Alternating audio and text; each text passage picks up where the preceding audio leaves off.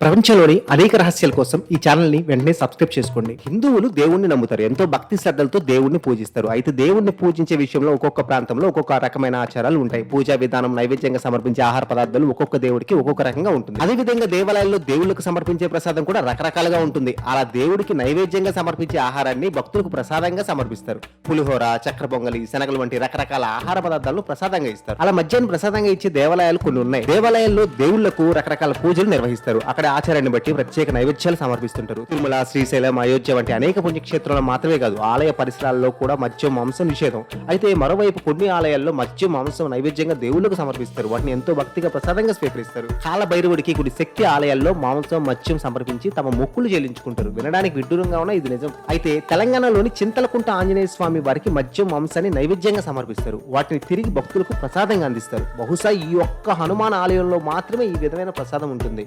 ఈ షార్ట్ మీకు నచ్చినట్లయితే లైక్ చేయండి, కామెంట్ చేయండి, షేర్ చేయండి, సబ్స్క్రైబ్ చేసుకోవడం మర్చిపోకండి.